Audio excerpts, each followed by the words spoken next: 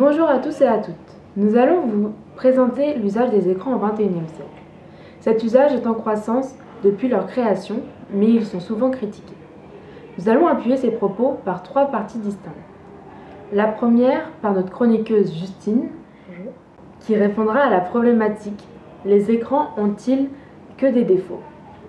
Ensuite, Liana nous expliquera l'évolution des écrans et de leur usage. Et pour finir, une interview entre une adolescente et un adulte pour appuyer les propos de nos chroniqueuses. Écoutons maintenant Justine, notre chroniqueuse. Aujourd'hui, les écrans sont beaucoup critiqués. Les adultes n'acceptent pas de voir leurs enfants les yeux rivés sur leurs écrans. Les parents disent qu'ils ne communiquent plus entre eux, mais ils ne font que ça. À travers les réseaux sociaux, à l'aide de téléphones portables, d'ordinateurs ou de tablettes, les enfants arrivent à garder le contact avec des personnes qui n'auraient dû être perdues depuis longtemps. Malgré ce que beaucoup de personnes disent, l'addiction n'est qu'un cas très rare chez les adolescents. Ce sont le plus souvent les jeunes adultes à partir de 18 ans qui sont le plus touchés. Merci Justine. Maintenant, nous allons écouter Liana qui nous parlera de l'usage des écrans. Bonjour. Pendant les dernières 10 années, les écrans, notamment les téléphones portables, ont beaucoup évolué. De nos jours, la majorité des personnes de plus de 10 ans ont au moins un écran dans leur quotidien. Mais les appareils électroniques en général sont de plus en plus présents chez les jeunes. Pour Noël ou les anniversaires, on n'offre plus des jouets, mais des écrans.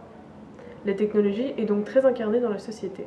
On peut noter qu'elle n'a toujours pas terminé sa croissance, et qu'elle est utilisée aussi bien pour des raisons personnelles qu'en cadre scolaire ou au travail. Merci Liana. Ce court interview appuiera les propos de nos deux chroniqueuses. Deux choses distinctes, deux types d'écrans, donc l'ordinateur sur lequel pour l'essentiel je travaille, et puis le smartphone qui lui est plus, je l'utilise davantage pour consulter mes mails essentiellement, voilà, pour l'essentiel en tout cas. En général, je vais sur les réseaux sociaux où je regarde des vidéos. Très clairement, c'est sur mon ordinateur, puisque c'est là où, comme je disais tout à l'heure, je travaille. Donc, c'est effectivement soit pour un travail de recherche, pour préparer, soit pour réaliser, par exemple, des diaporamas, des séquences de cours, etc. Donc, c'est évidemment là où je passe de très loin le plus de temps. Sur mon téléphone ou un petit peu sur l'ordinateur, j'y reste beaucoup de temps. Je regarde des séries ou sinon, je suis sur les réseaux sociaux.